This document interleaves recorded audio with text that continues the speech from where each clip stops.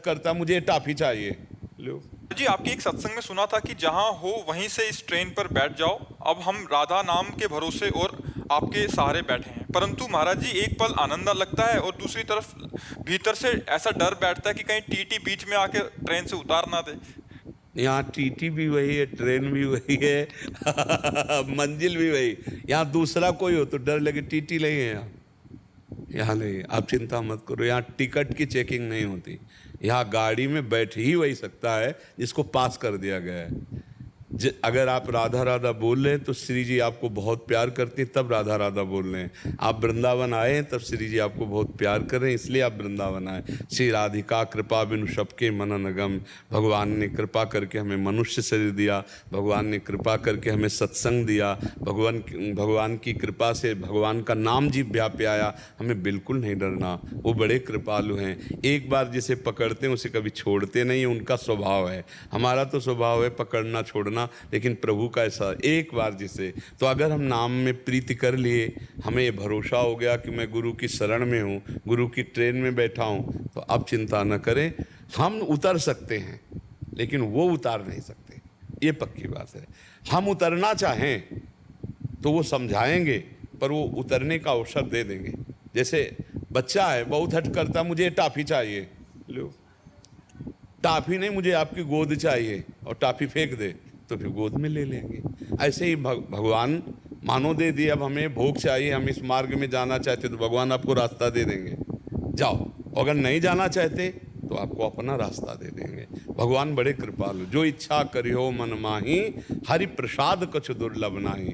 भगवान अंदर से कहेंगे गलत मार्ग है, लेकिन आप जाना चाहते हो तो वही बता देंगे आपको कि ऐसे से ऐसे जाओ, क्योंकि उन्हीं का पूरा रचा हुआ बगीचा है। बुरा देखना चाहते हो कि अच्छा, दोनों में वही आपको बल देंगे और आपको बुद्धि देंगे, क्योंकि दोनों उन्हीं के मार्ग हैं, और दोनों का परिणाम भी वो बता देंगे कि बुरे का परिणाम ये है, अच्छे का परिणाम ये है। तो आप ये तो डरो मती कि चेकिंग हो जाएगी, उतार दी जाओगे। ले महाराज जी, अगर उदंडता होती है तो आप भी कहते हैं कि वो तो बड़े कृपालु हैं, बट उनकी शक्तियां इतनी वो हैं, तो भले वो स्टेशन पे उतार देंगे कि ये ट्रेन निकली, पहुंचना तो लक्ष्य पे है ही है। जैसे आपने बोला एक बार, इसमें क्या होता है, अगर उद्दंडता भी होगा तो शासन भी ट्रेन में ही बैठा के होगा।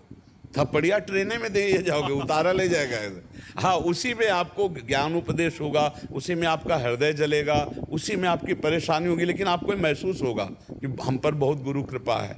ये नहीं होगा कि हमारा त्याग हो गया। क्या ट्रेन पे उतारने का मतलब है हमारा त्याग हो गया, हम विमुख होकर भोगों में भटकने लगे, ऐसा नहीं हो सकता।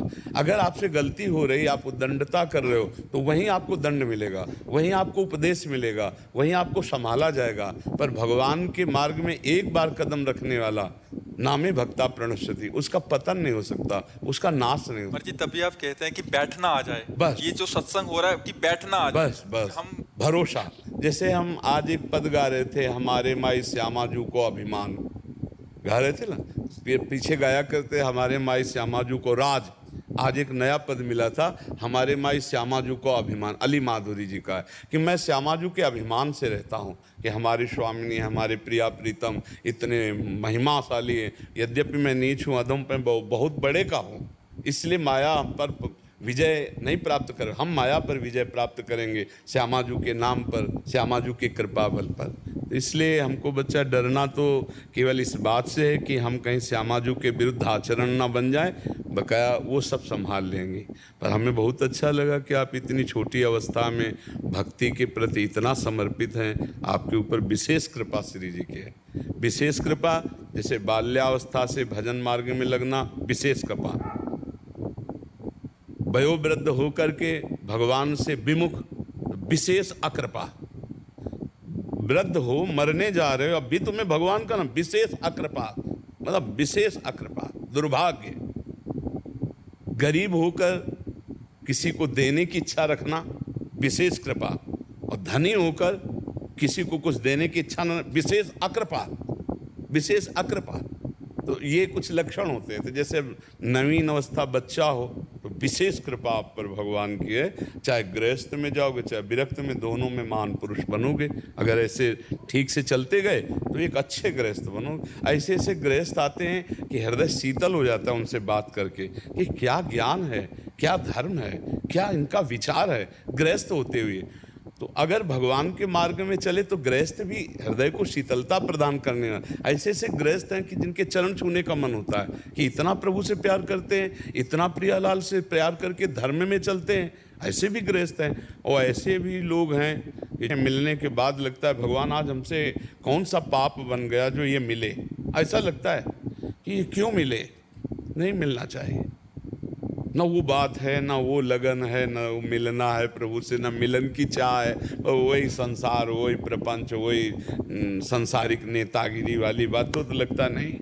कितने ऐसे गृहस्थ जिनके मिलने के बाद पीछे याद आता है कि यार कितना कृपा है इनके ऊपर कि गृहस्थी में पत्नी पुत्र परिवार आदि में रहते हुए इतना सुंदर भजन कर रहे हैं, इतने संयम से चल रहे हैं, इतने भाव से चल रहे हैं। तो अच्छे गृहस्थ, अच्छे विरक्त बनने के लिए इसी अवस्था से परिवर्तन होता है। तो डरो मत तुम, हमारी तुम्हारी दोस्ती पक्की नहीं।